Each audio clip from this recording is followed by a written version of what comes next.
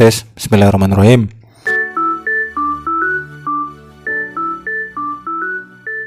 Halo kawan-kawan, selamat datang di Toilet Podcast.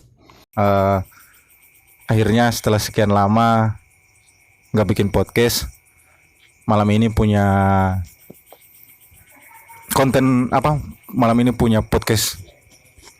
Karena memang sebelumnya ada beberapa kendala yang bikin aku gagal gitu loh bikin podcast, yang bikin aku terpaksa nggak bikin podcast. Nah kebetulan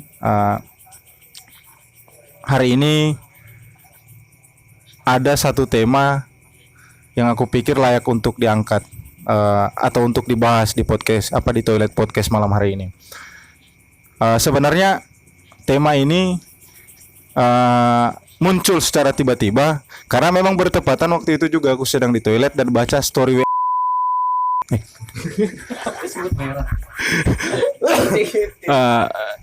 dan baca story WhatsApp-nya Laras 66 yang kebetulan akan jadi teman ngobrol pada malam hari ini.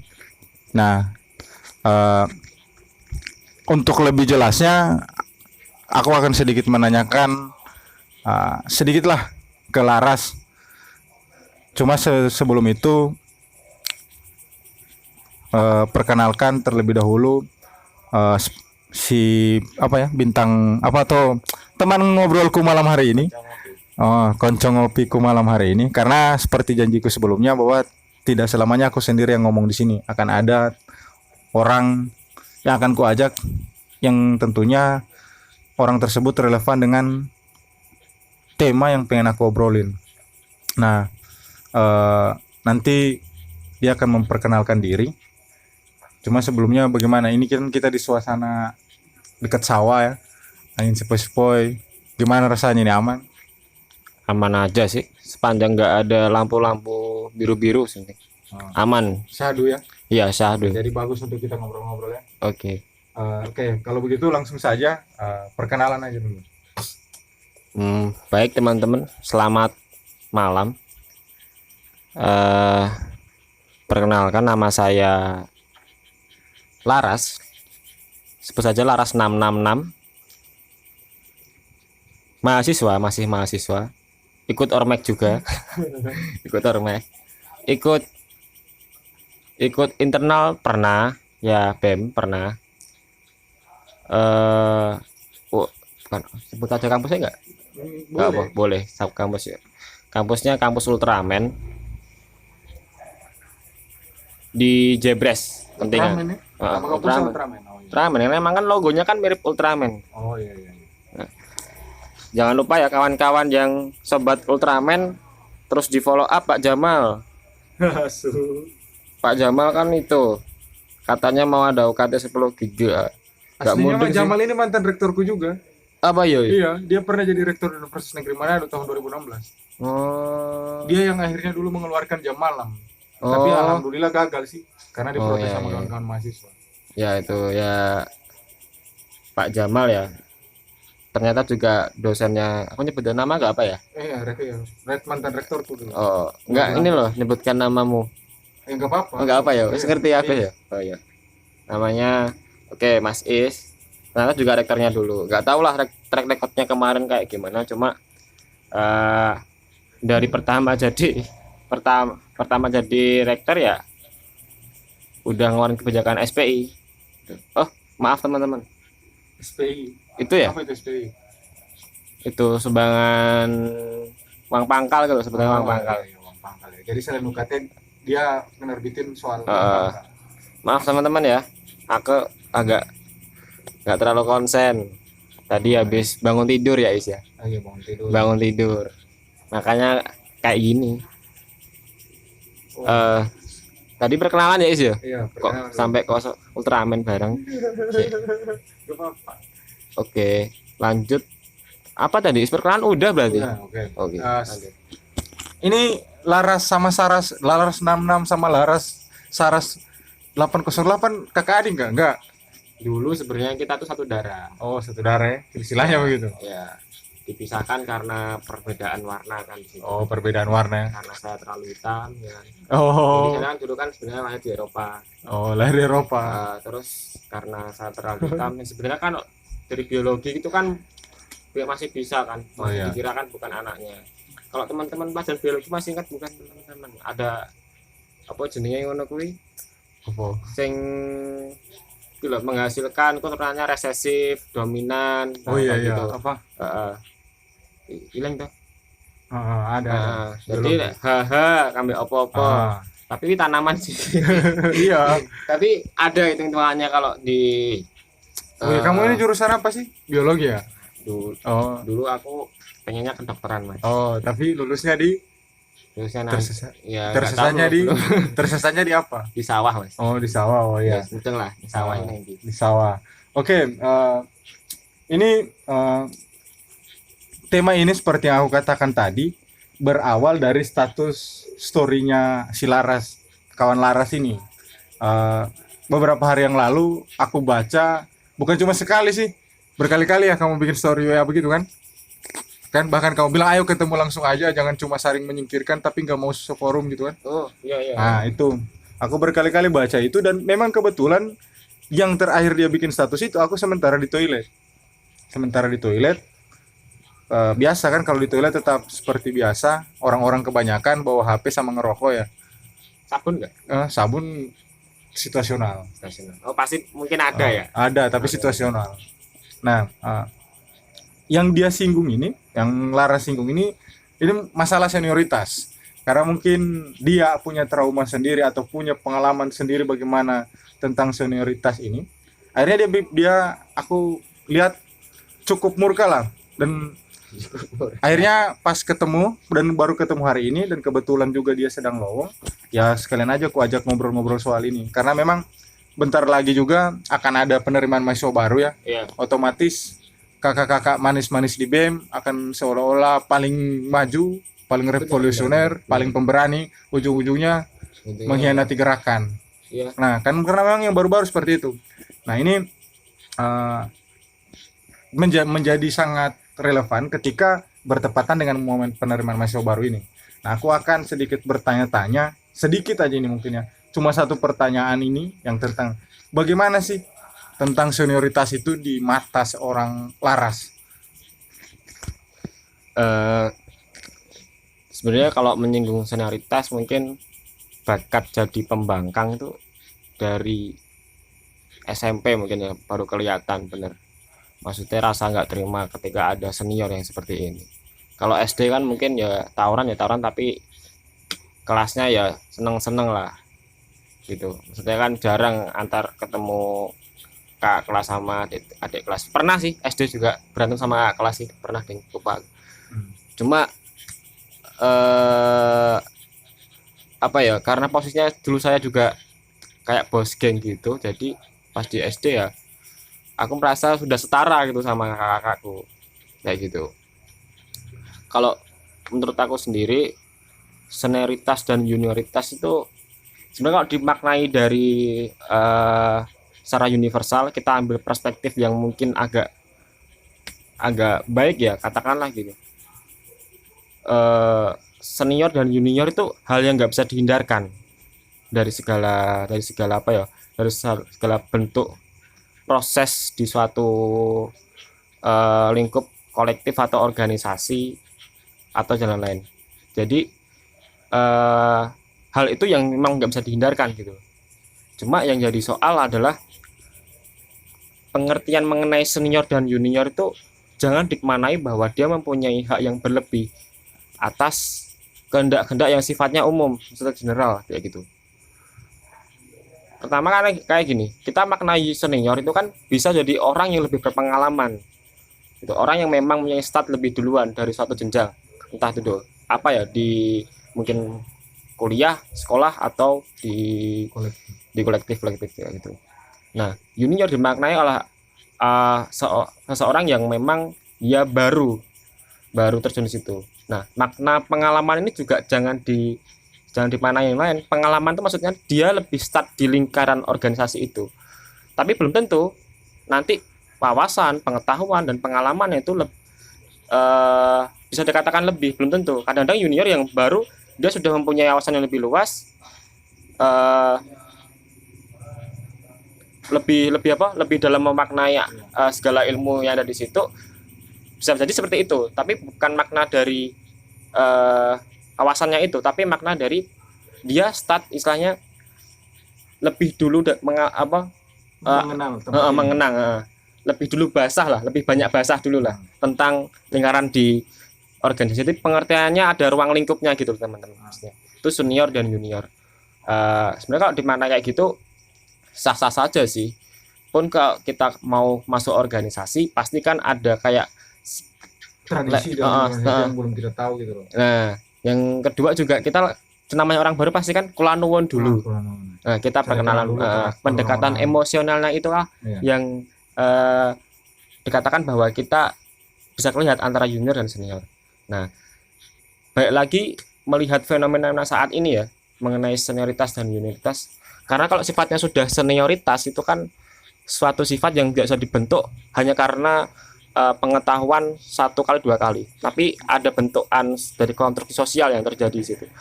Nah, bicara mengenai senioritas, kalau kita lihat budaya itu selaras dengan budaya feodal sebenarnya. Kalau kita lihat selaras dengan kebudayaan atau kepercayaan magis di masyarakat mengenai kesadaran magisnya, atau mungkin mengenai yang lebih konkret bahwa latar belakang Indonesia sendiri juga kerajaan.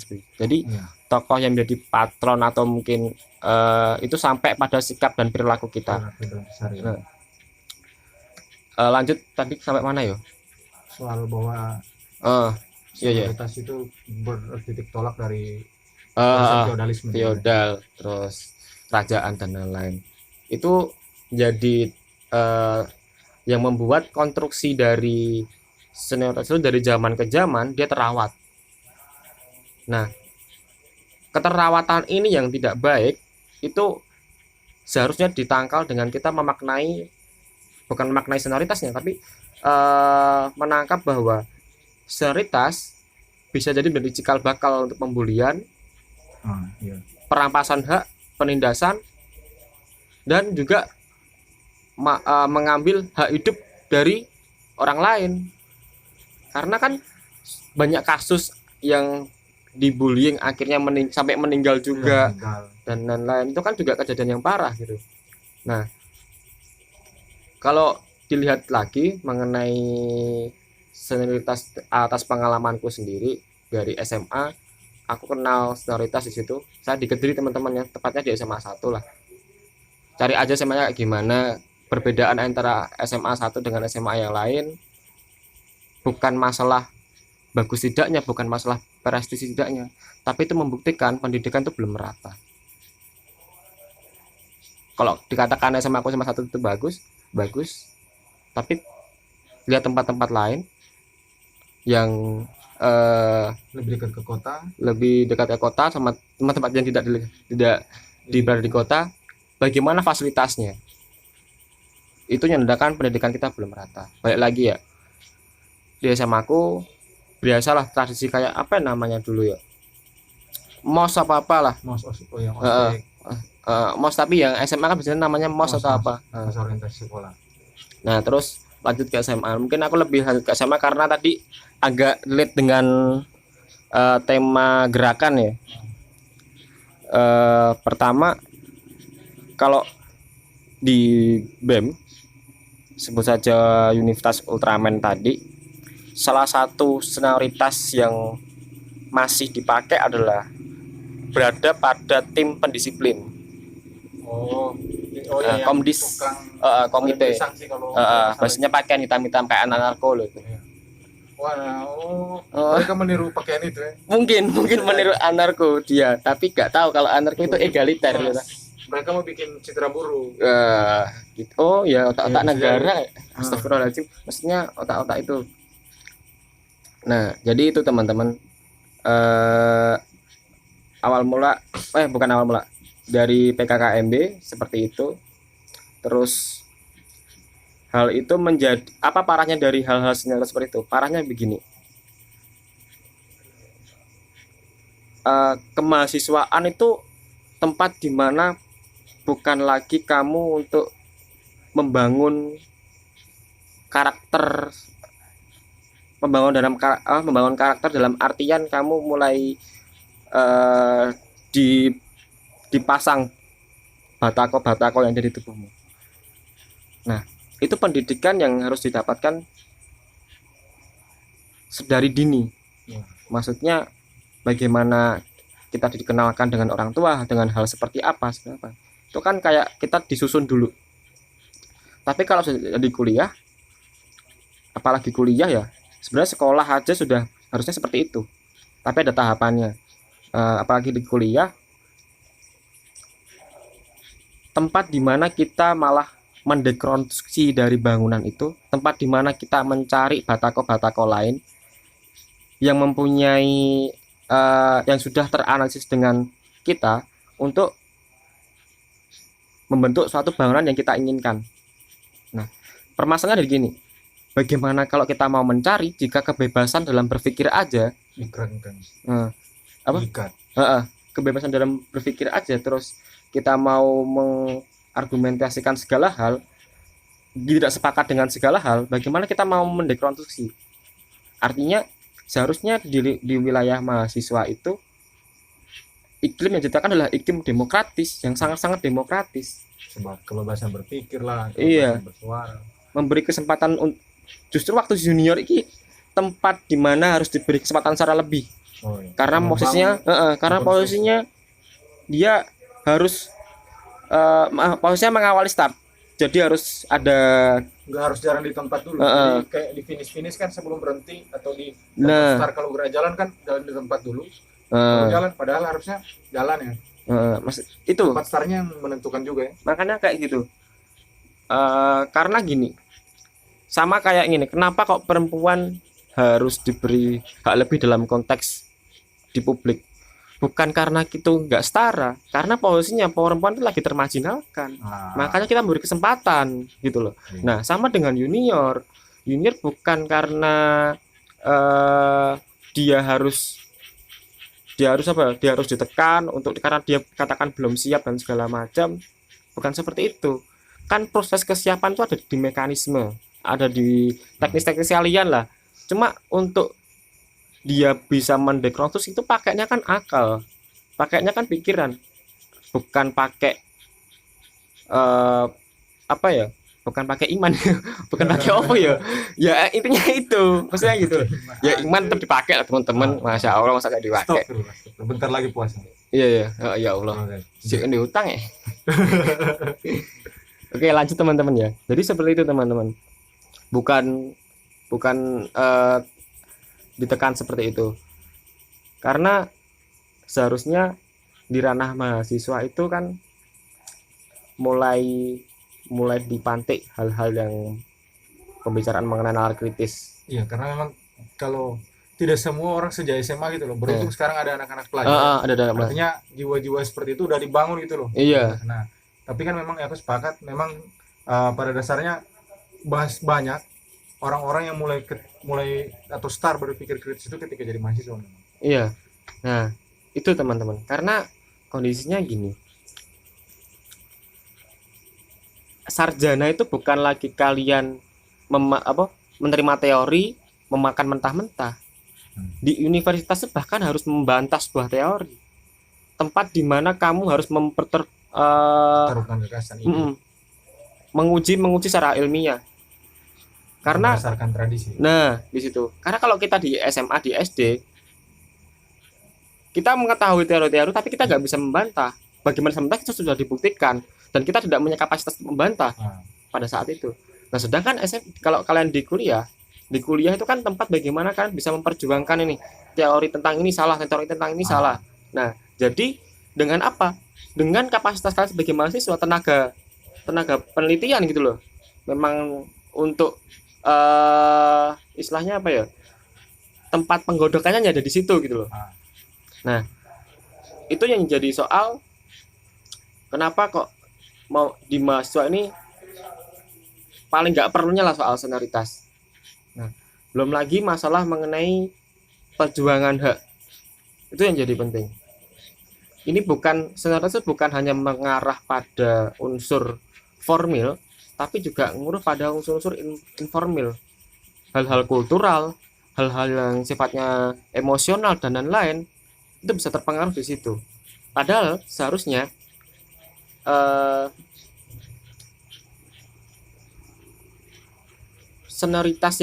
senior itu ada pada dalam posisi dia apa ya, ada tugas inherent lah sebagai senior, bahwa dia mempunyai kewajiban untuk mengarahkan, ada dengan dalam mengarahkan ini kan Memberikan ada introduksi sedikit. Ini gini kampus ini begini. gini. Nah itu hak yang secara formilnya, hal seperti itu nggak menjadi masalah, karena itu untuk membantu pola pola jenjang yang baik kayak gitu. Itu yang kelihatan. Nah yang jadi soal mengenai masalah tadi, kenapa kok sampai unsur emosional tersentuh, karena ketika senioritas itu diterapkan dan kebanyakan orang dia cenderung tidak menilai tawar lebih untuk mempertanyakan, untuk mendebatkan argumen. Karena udah dipukul secara emosional itu ya. Iya, sudah dipukul secara emosional. Ibaratnya wah ini cutting, dia gini segala macam. Malah gini. Karena posisi dia juga belum tahu apa-apa di kampus kan. Nah, karena biasa kan diancam pakai sertifikat ospek itu. Nah, apalagi soal itu. Apalagi Apalagi itu kalau gak dengar. Pengalaman berarti Mas Isa. Untung saya nggak pernah diancam ya. Diancam lu masalahnya. Nah, itu teman-teman. Jadi hal-hal yang seperti itu. Nyangkut tadi kan, saya bilang tadi bahwa itu merupakan penghambatan atas perjuangan hak-hak. Kenapa juga menghambat?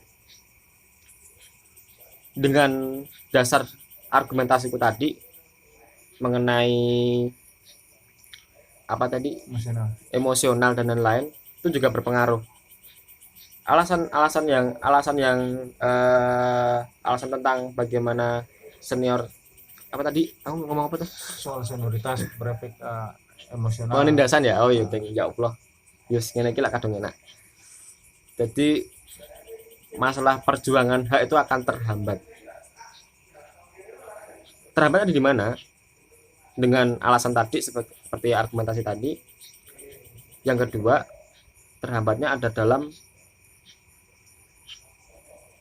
semisal teman-teman ada bermasalah di UKT,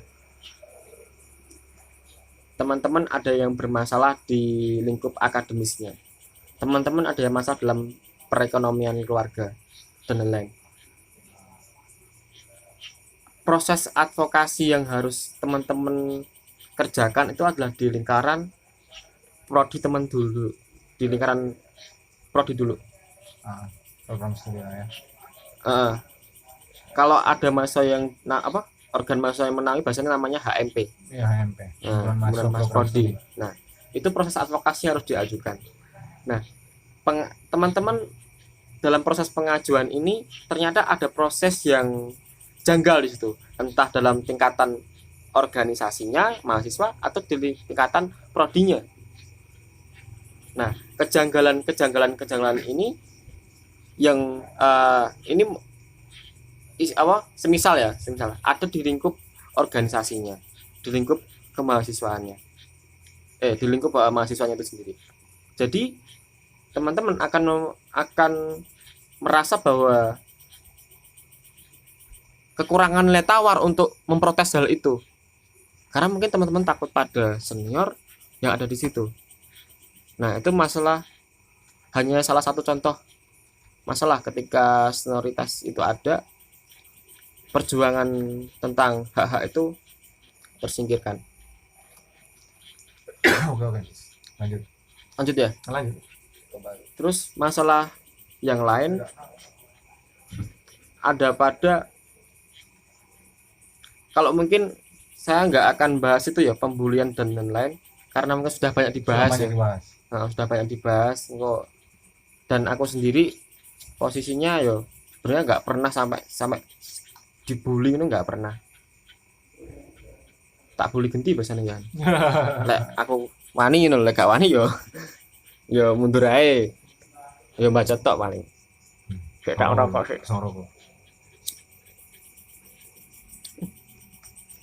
enak. Lanjut mang senioritas ini mang. Nah kalau dilihat teman-teman, hal-hal seperti itu bukan hanya menyangkut pada soal-soal yang lain ya. Kenapa aku bilang hak? Karena itu mungkin hal yang paling dasar ya, yang harus dimaknai di situ. Yang kedua, bagaimana jika teman-teman ada masalah sama cutting atau masalah sama kakak tingkat kayak gitu singkatannya. Hal itu dan masalah itu nggak akan bisa dilihat objektif, nggak akan bisa dilihat bagaimana sisi yang benar dan salah, atau mungkin kita kalau bahasannya mungkin ya perspektifnya itu kita ambil di titik ketinggian dulu, terus kita lihat ke bawah fenomena yang ada agar kita bisa melihat kacamata objektifnya. Nah, dalam kondisi itu ketika teman-teman bermasalah dengan cutting, yang ada nilai tawar teman-teman itu akan berkurang karena ada senioritas itu. Jadi sudah pasti pemutusan itu akan berat sebelah. Sudah pasti keputusan itu akan berat sebelah. Dan yang membuat junior itu salah terus. Karena proses nilai tawar yang kecuali bapaknya pengusaha ding. Beda mana? Maksudnya bapaknya pejabat ngono. Pejabat. Wih, beda mana lho, Jon? Ya, iki senioritas ning ngene. Kowe buruan sing ning toilet. Cek tot. Kok cek iso tok geser is. Bagi-bagi belet tau. Sik, tadi masih masang. Oh, nanti dikat. Oke. Buruan. Aja dikat sing ngene iki ning mau. Cek Mas, la ilaha illallah. Aku nyebut Ayo apa? mangan wo. Kan aku bareng kene kok. Sedang alih. Oke, lanjut teman-teman. Tadi sponsor dulu ya. Karena teman saya juga kebelet. Jadi saya harus gantian dulu bentar. Balik lagi masalah senioritas tadi pada konteks ketika memperjuangkan suatu hal atau mungkin yang berproses pada permasalahan dengan cutting, kita akan punya nilai tawar yang kurang di situ karena kacamata objektifnya nggak bisa dilihat. Dengan otomatis dia lebih paham kondisi objektif di organisasi, dia lebih paham dengan kondisi objektif di prodi, pengetahuan dia tentang itu lebih luas daripada juniornya. Itu menjadi soal akan berat sebelah dalam dalam kasus kayak gitu.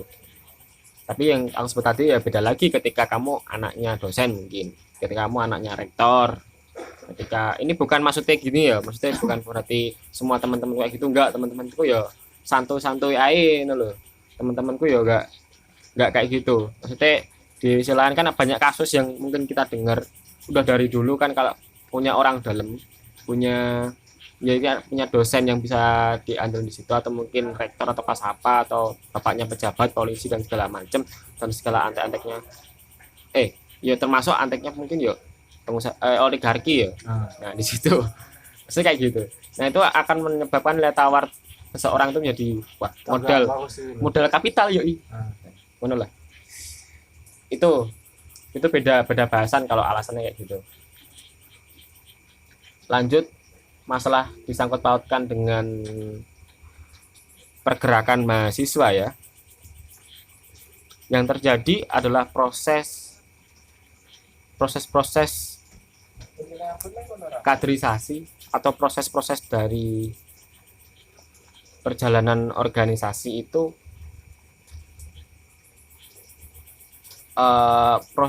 ada titik di mana sebuah patron yang dijadikan dan role modelnya itu adalah manusia. Oh iya.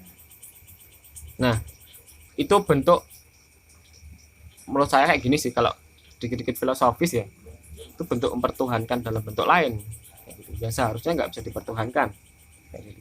Jadi apa yang bisa disebut dengan bahasan seperti itu, mungkin teman-teman lebih mengenal dengan sebutan penokohan. Mungkin teman-teman lebih familiar dengan kata-kata eksistensi satu tokoh, eksistensi organisasi di situ. Lebih dekat dengan kata familiar kayak gitu. Jadi unsur-unsur seperti itu akan membuat kaderisasi yang ada di organisasi ya sesuai dengan patronnya tadi, harus ada patron terus untuk berganti jenjang. Harus ada tokoh terus, harus ada tokoh terus. Dan tokoh-tokoh ini harus menjadi ibaratnya menjadi yang harus paling berkilau di ranah-ranah lain. Dengan bukti apa? Mungkin dalam prosesnya ya, ini banyak terjadi fasilitas yang tidak merata. Artinya biar kelihatan manenya, oh ini sing ketok mutiara emas, ya udah disuburkan, ya udah di itu. Padahal kita kan belum tahu yang lain-lain tuh seperti apa. Karena prosesnya mungkin berbeda-beda, tergantung treatment-treatment dari organisasi. Untuk orang itu bisa lebih survive lagi lah kayak gitu. Nah, itu yang kadang jadi soal. Jadi dalam penokohan di suatu organisasi atau senioritas organisasi itu bisa melahirkan suatu penokohan yang tidak baik kayak gitu. Nah, yang lain ada budaya patronase yang disebabkan oleh suatu dominasi. Budaya patronase ini karena budaya patronase diciptakan tuh pasti milik dominasi ya, nggak mungkin nggak didominasi. Kalau bukan dominasi namanya bukan patronase lagi, ada didominasi di situ. Budaya-budaya diciptakan apa mungkin dari budaya-budaya yang ada di lingkup senior yang harus diturunkan secara apa secara diwajibkan kepada junior-juniornya. Nah, jadi ada patronase dari situ. Dan itu melahirkan juga sebuah tradisi di lingkup kaderisasi. Budaya patronase ini efeknya adalah suara-suara yang minor, suara-suara yang mungkin harus diakomodir, tidak dapat terakomodir. Karena mungkin bahasanya gini, karena mungkin kalah rasional dari orang-orang patronase. Kalah apa. Nah, di situ membuat suatu budaya patronase itu tidak baik, atau juga efek dari senioritas terus ada budaya patronase itu akibatnya seperti apa yang saya sebutkan tadi. Nah, soal lain yang menyangkut hal itu, mungkin pertanyaan dari kayak ini, apakah kita bisa menghapuskan budaya patronase? Apakah kita bisa menghapuskan hal itu semua? Pada prosesnya tafsir mengenai penghapusan ya harus disamakan dulu kayak gitu. Tapi pada pengertian saya bahwa patronase itu hal yang memang nggak bisa dihindari. Tetap akan selalu ada artinya. Tetap akan selalu ada. Cuma yang jadi kunci adalah bagaimana kita terus berdialektika pada hal yang mungkin menyebabkan patronase. Sekali kita sadar akan budaya patronase itu nggak baik, berarti ketika ada hal-hal yang menyangkut hal itu, hal prinsipil untuk menolak patronase di situ akan terus berdialektika di situ. Nah, artinya kan yang kita inginkan itu bahwa kita harus sepakat dulu patronase tidak baik. Ketika sepakat di situ, suatu roda organisasi berjalan, ditemukan hal-hal yang menyalahi tadi, ditemukan hal-hal yang patronase di situ. Hal itu akan menjadi dialektika di situ. Apakah ini patronase? Ternyata kalau memang benar patronase atau ternyata bukan, ya memang bukan. Dengan mungkin kita sudah mempunyai literasi di sini ya mengenai praktek-praktek hal seperti itu. Di otak maksudnya, kok di sini nanti nggak kelihatan. Nah, budaya-budaya seperti itu yang aku kondimang ya patronase. Kita sepakat bahwa patronase itu misalnya tidak baik. Patronase itu budaya yang kita sepakat tidak baik. Jadi ada hal bahwa kita sudah mempunyai bekal kesadaran. Nah, kenapa aku katakan tadi tidak bisa dihindari? Karena zaman yang berubah, mungkin akan muncul dengan bentuk baru. Nah, kesadaran ini harus dipakai. Untuk apa? Untuk kita mengetahui, oh ini patronase, oh ini bukan. Kalau patronase ya bagaimana kita mengganti mekanisme kerjanya agar tidak terus terjadi. Nah, jadi pada filosofisnya seperti itu pengertiannya, teman-teman.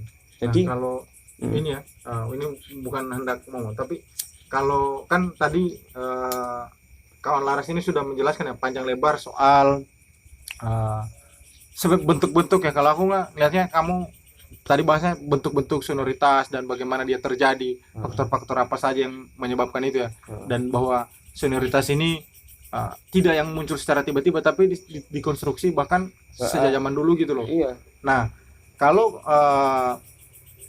menurutmu bagaimana sih maksudnya kondisi senioritas yang kamu terutama di kampus Ultraman ya, Heeh. kamu menyebutnya tadi, bagaimana sih senioritas yang ada di sana dan di Indonesia secara keseluruhan menurutmu? Oh ya, heeh. Oh Udah iya, sampai tadi pada udah sebenarnya seakut atau separah gimana gitu? sebenarnya tadi berarti itu ya belum mengkonfirmasi statusku sendiri ya. Sebenarnya jujurnya gini Mas Is, itu bukan tentang senioritas gitu. Tapi tentang hal lain. Cuma itu sangat-sangat menjadi make sense ya, mungkin sangat jadi relate dengan senioritas karena memang hal yang saya hadapi adalah budaya, termasuk dari budaya dari senioritas kayak gitu. Jadi kalau kasusnya itu kayak gini teman-teman, aku bilang posisi diriku dulu ya. Posisi diriku, aku sudah nggak punya batas lagi tentang kasus senioritas yang ada mungkin jadi paradigma orang-orang ketika berjenjang kayak gitu. Karena posisinya sendiri aku sudah bebas dengan leluasa dengan senioritas sendiri. Jadi aku nggak merasa aku korban secara langsung ya. Maksudnya langsung dari personal dari subjek senioritasnya. Tapi mungkin dari budaya yang diciptakan oleh senioritas itu, tradisi yang diciptakan oleh senioritas itu yang aku alami. Terus Jadi, kan di apa kalau yang aku baca dari story kamu itu kan ada di situ penyingkiran gitu loh, bukannya berani kritik otokritik tapi memanfaatkan faktornya sebagai senior untuk menghambat ini. Nah, itu bagaimana sih maksudmu dari bahwa senioritas itu kadang dipakai untuk menyingkirkan orang yang tidak sepemahaman gitu loh? Oh gitu. Nah mungkin sebelum lanjut ke senioritasnya ya, aku mau bicara mengenai maksud statusku dulu, terlepas dari perspektif mana dulu, senioritas atau perspektif apa. Jadi di lingkup mahasiswa itu saya nggak tahu teman-teman ya, karena saya nggak mau disclaimer nanti saya tahu di lingkup univ lain kayak gimana. Yang jelas kalau yang pengalaman aku sendiri itu demokrasi di mahasiswa itu, iklim demokrasi di mahasiswa itu udah apa ya, udah krisis mungkin, udah kritis lah posisinya. Karena kita dibudayakan untuk tidak saling berdialektika, tidak saling untuk argumentasi. Kenapa kok bisa saya ngomong kritis? Mungkin tolak ukurnya dari apa ya? Dari bagaimana suara-suara yang minor itu terwakilkan. Suara-suara yang mungkin bisa teradvokasi harusnya teradvokasikan. Itu yang aku bilang kritis di situ. Prosesnya karena di lingkaran apa ya? Lingkaran mahasiswa itu sendiri, demokrasi yang dihadirkan adalah demokrasi apa ya? Demokrasi Milik senioritas. ya juga milik senioritas. Milik yang paling lama di organisasi. Demokrasi yang dihadirkan juga adalah demokrasi yang sifatnya sudah tersistematis gitu loh. Sudah ada programnya. Sudah bisa ada diganggu gugat. Sudah ada bentuk dari mungkin univnya kayak gini. Jadi Demokrasi yang terbatas sebenarnya. Demokrasi yang sudah disiapkan dengan kurikulumnya, mungkin kurikulum kapitalis ya mungkin ya. Ya ini juga perdebatan lah maksudnya. Kalau mungkin kasarnya kayak gitu. Nah, jadi kalau dilihat kan kritisnya itu argumentasi perdebatan itu malah dianggap sebagai hal-hal yang apa ya? Hal-hal yang kacau gitu, kayak penghindaran dan lain. Nah, ini yang jadi soal mahasiswa saiki ya wis emoh lek mau jak ngobrol. Ayo ki mau bandingnya argumentasi mau kok piye wis ogah pengennya pragmatis saya, taktis teknis selesai gitu loh. Nah, itu yang jadi soal. Karena perdebatan dalam lingkup keintelektualan atau keilmiahan itu bentuk rasionalisasi. ini bukan maksud perdebatan kuwi ya ning ngene warung kopi terus kowe debat mbek kancamu gulalan ML kan ya beda. Lek kuwi gak oleh ngono, menghindari perdebatan maksudnya kuwi dalam konteks hubungan sosial. Tapi kalau hubungannya utek, lek hubungannya keilmuan itu harus ada proses dialektika ning kono. Karena harus harus ada tesisnya lah, maksudnya keluar ki apa. Terus antitesanya apa, jadi sintesis seperti apa kayak gitu. Iki konteksnya ngono. Jadi perdebatan dengan mahasiswa kuwi dianggap canggung. Nah, itu tolak ukur dari kritisnya itu sendiri. Lanjut mengenai iklim-iklim demokrasi yang di lingkup mahasiswa yang sekiranya memang bukan wajah dari mahasiswa itu sendiri loh, bukan wajah dari universitas, iki mahasiswa, iki intelektual. Iki iklim-iklim ngono sing gak enek. Hal itu dilihat dari mungkin menyangkut senioritas langsung ya, yang ini senioritas.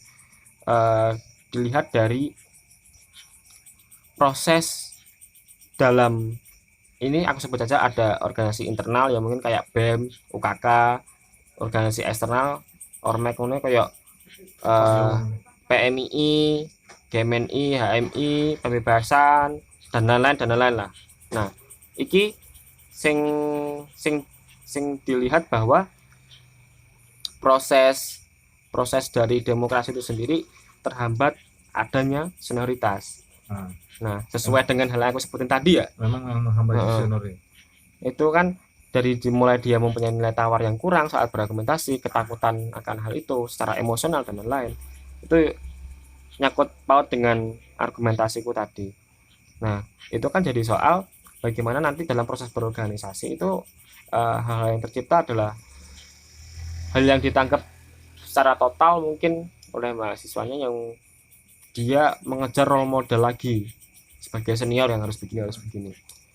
Nah, dampaknya di lingkup khususnya di pergerakan itu hal itu akan jadi sangat parah karena ya orang-orang yang dihadirkan di situ adalah orang-orang yang memang selalu jadi pionir. Dampaknya gini, misal ada suatu konsolidasi gitu ya, konsolidasi di sini. Yang terwakilkan, yang harus mewakili ini adalah orang-orang yang memang bisa mewakili organisasinya ini. Nah, parahnya kan ada di sini. Orang yang diwakilkan ini, apakah dia sudah mengakomodir seluruh suara di sini? Karena ini memang hal kayak juga ya, kayak ada hal kayak satu orang ini kan mungkin dengan bagaimanapun orang itu akan menciptakan perspektif yang berbeda loh. Walaupun dia sama mewakili, tapi ketika ini adalah patronase, ketika ini adalah senior, ada penaukahan di sini, kebanyakan yang terjadi, mungkin tidak semuanya ya, kebanyakan yang terjadi, dia akan cenderung percaya diri untuk dia bisa mewakilkan seluruh anggota ini.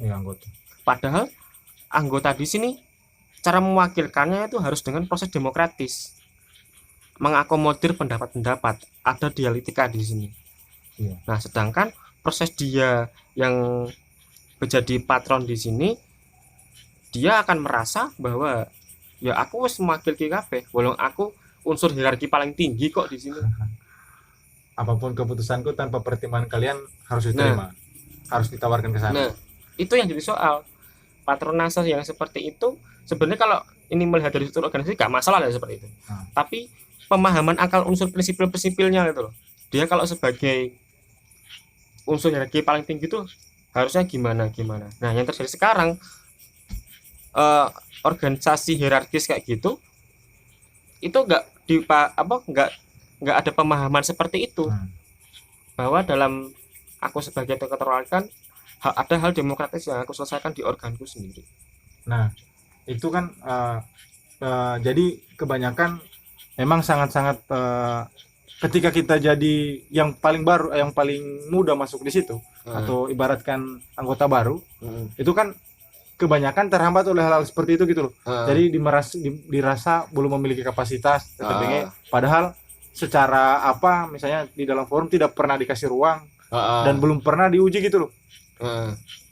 kita udah terhambat karena patronase tadi. Nah, Ya. kamu sendiri pernah nggak ngalami gitu ketika kamu ngerasa bisa gitu loh Eh, untuk ngeluarin argumentasi di forum misalnya, tapi dibatasi banget gitu loh. Karena halah siapa sih wong sepele. Pernah nggak kamu mengalami secara langsung kamu dihambat oleh hal-hal yang seperti itu?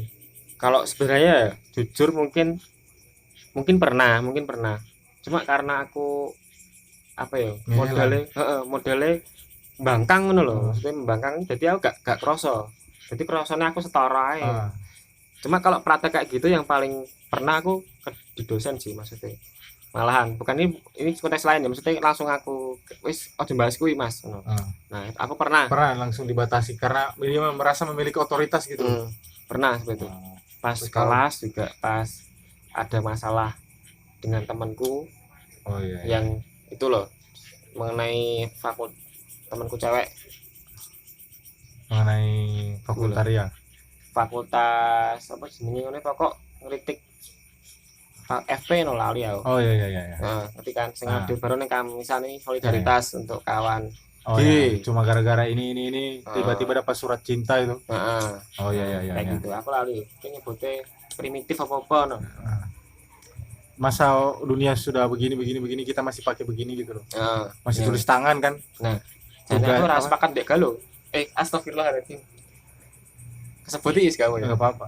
Kayaknya aku gak sepakat dengan argumentasi ini, tapi aku sih paling gak sepakat ki Cara-cara kampus menghadapi dia. iki kebebasan berpendapat no. Ah. Gak masalah argumennya bener apa ora, tapi dia ngomong apa ae ki tafsirnya dia no loh. Ah. Kalau mau mendapatkan Silahkan gitu loh. ya silahkan loh. Tapi lepas yang debatnya aslinya yo ini bentuk dari apa ya hal yang tidak wajar dalam iklim demokrasi. Artinya pendapat kampusmu sing apik tapi hoax no yo dijarne no. Nah, tapi lek pendapat sing elek ngono ya lagi diinvestasi karena ada keperpihakan kemana gitu loh. Oh iya iya. Gitu. Jadi memang secara kalau gue dengar tadi ya penjelasan kawan Laras ini bahwa memang secara pribadi memang pernah mengalami kamu berhasil bantah gitu loh. Iya, Nah. bangkang sih. Nah, berhasil ngebangkang. Alah, Iya. aku yuk punya hak yang sama gitu loh. Ah. Aku yuk kesini belajar bukan untuk diatur-atur. Heeh. Nah, jadi memang dia pernah mengalami walaupun satu yang ibaratkan sulit di bangkang balik itu ya tadi yang soal dosen itu ya. Ah. Karena memang selalu dosen merasa memiliki otoritas gitu loh. Nah, kalau disingkirin pernah nggak karena senioritas dianggap kamu menghambat atau bagaimana gitu loh, disingkirin dari organisasi karena Ada sih kayak gitu. dituduh atau dianggap kamu tidak selalu bersepakat dengan orang yang lebih senior gitu loh.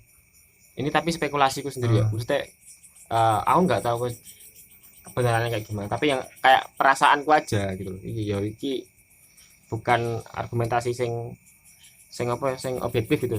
Kalau subjektif sendiri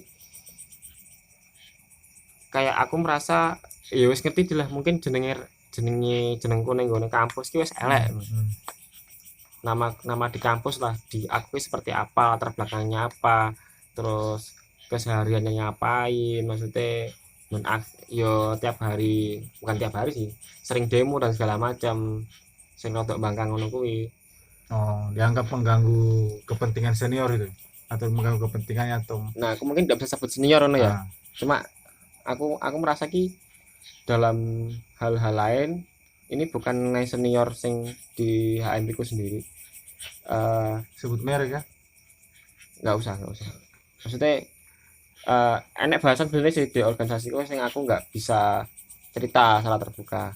Ya lek pamane pengen ngerti ya outputnya apa, jaketku tak tulisi gambar Avengers sih.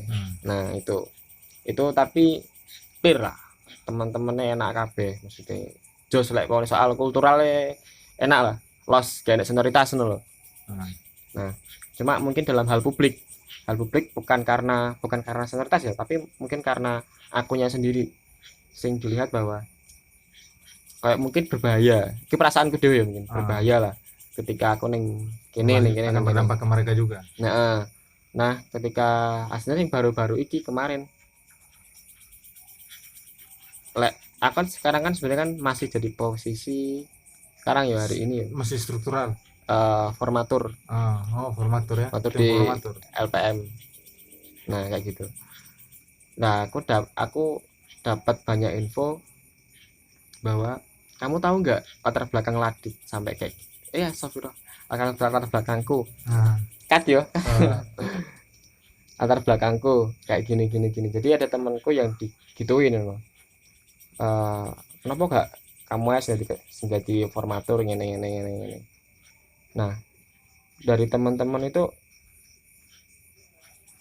dari perspektifku pribadi, ada sebuah mekanisme yang coba diciptakan untuk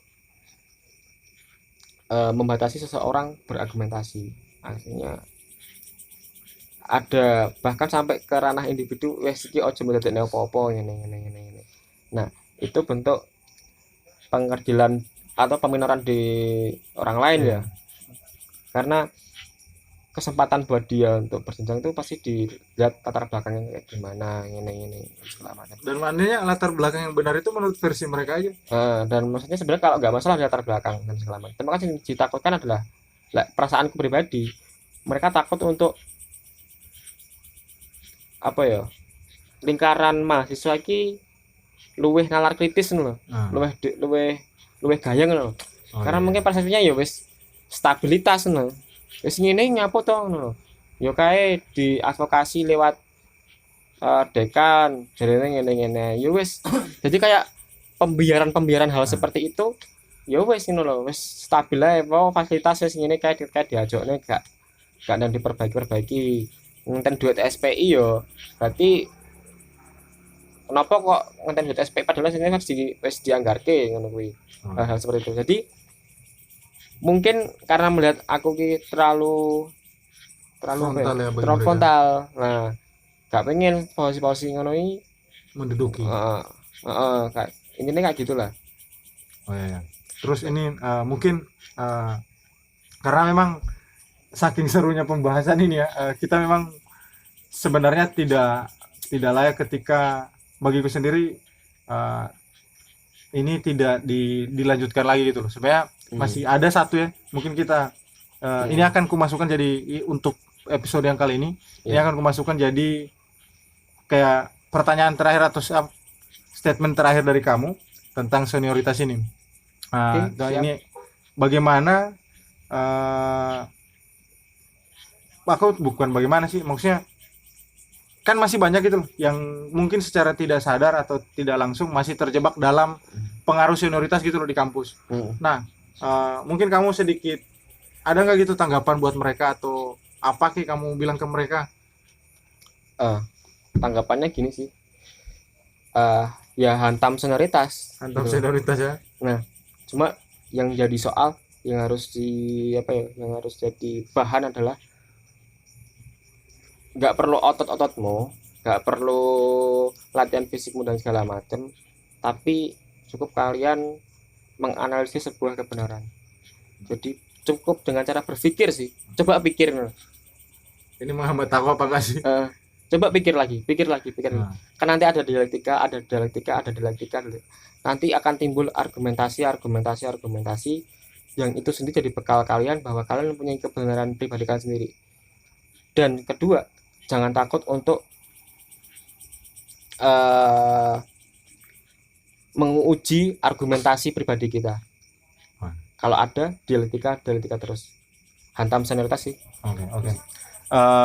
Oke, mungkin itu sih sedikit pembahasan singkat tentang ngobrol-ngobrol kita mengenai senioritas.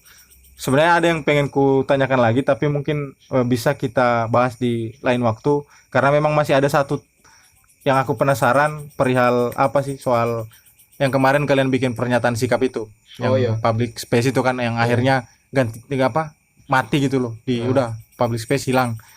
Nah itu sebenarnya mungkin akan kita bahas di lain hari karena ya aku sama Laras ya bisa kapan saja bertemu, yang penting masih sama-sama di Solo kan. Mungkin kita akan sekarang kan di Kediri ya, tapi kan ya lockdown ding. Nanti akan kita bahas di episode selanjutnya.